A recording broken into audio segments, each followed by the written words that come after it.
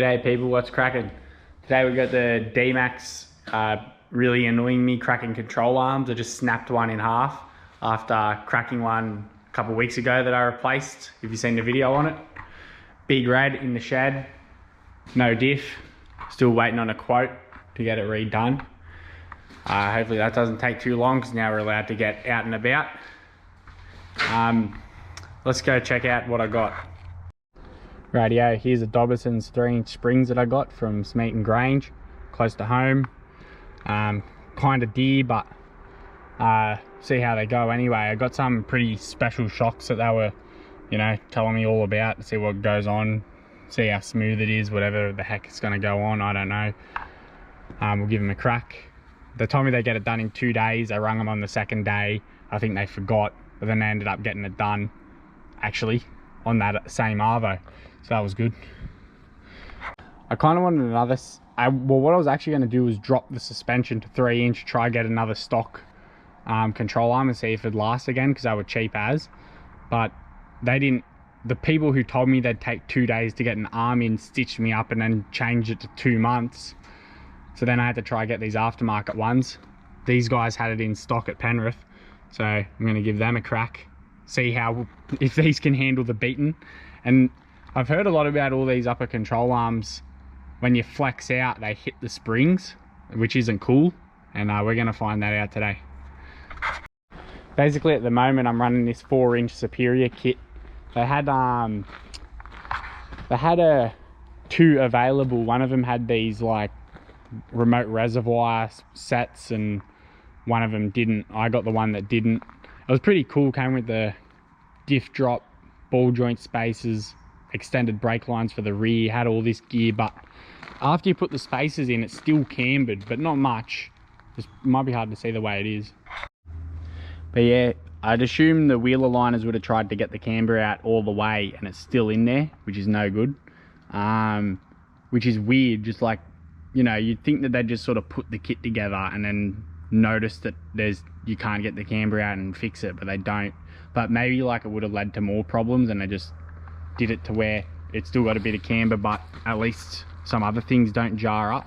But even the steer, the rack ends are on mad angles, the CVs are ridiculous and all that. So it's fun and all, but I mean it's stiff as a rock as well. So we'll swap it out, see how it goes. Plus it's starting to sag in the back with all the weight from the tools, so it'll go neat. Hopefully it's way smoother. Hopefully I stop cracking control arms now as well. I think if I upgraded the control arms, because I can't put the spacers on it, the camber would be like real stupid again if I just changed the control arms. So maybe we'll check that as well. See how it all goes. I sort of got the kit before I was real into the suspension on these 4-wheel drives, like really understanding how IFS works and all that. And now that I do, I probably wouldn't buy that 4-inch kit again. And 3-inch is still probably too much, but I just don't want to go back too low. I'll just like jack this up and rip right into it because I've done it like 1,000 times, not going to record it. Yo, just ripped this box open, taking care of the packaging, because like I heard, these things flex out and hit the springs. So I'm going to be returning them if they do that after I test them. But yeah, these are pretty badass. They look neat, and actually, like, I swear they're like lighter, but probably because, I dare say they're aluminium. And but damn, they're tough as compared to the other ones, solid as. Got all these brackets, which I don't know how I'm going to not damage that, but actually I'll tell you what, I'll just make sure this all isn't going to do any damage. And it seems like I could fit my ball joint spacers somehow to this if I actually wanted to as well, which is interesting. I thought these were just one piece with it, so that's cool. I'll just get to ripping it apart now. Rightio, we got it all happening here. Just pull the old one out, new one in. Only issue is this little piece here. I've hammered it out of the way. Whether or not, actually, I reckon that it was bent before, but I think from factory, it probably would have been okay for this arm. But now that I've hit it back to probably where it's supposed to be, this arm does go down to where the bump stops go, which is good.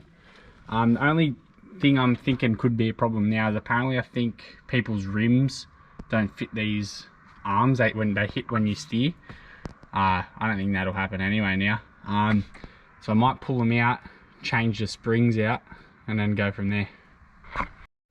Rightio, check it out. All in here. The old superior one's not in. I noticed that the other spring was sort of rubbing on the chassis a bit, but whatever.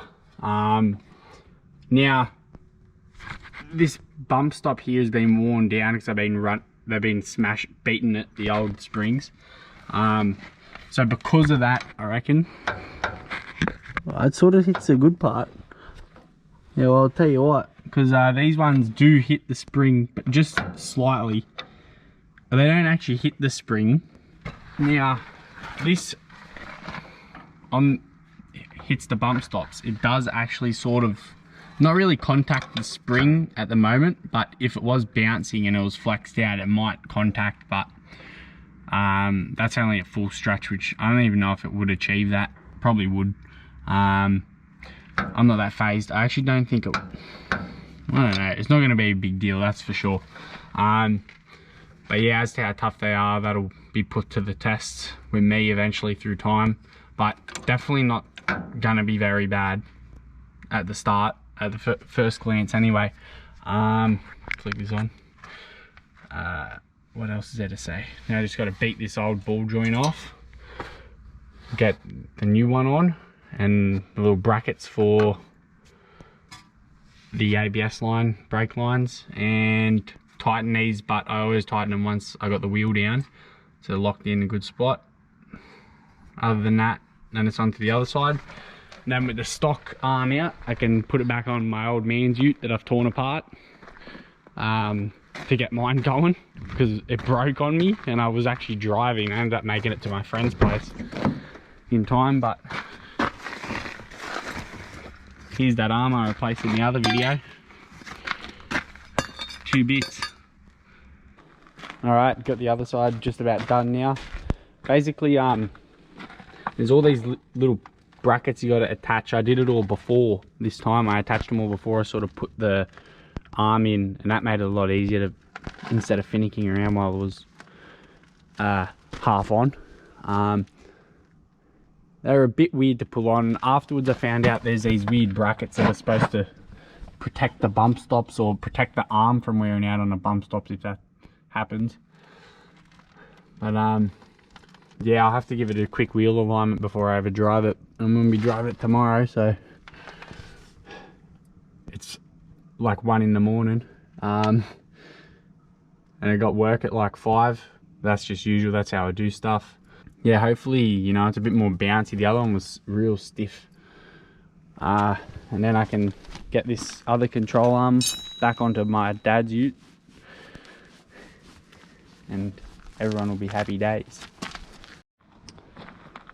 Well, anyways, I'll get it all done and pack up and head to bed for a little bit.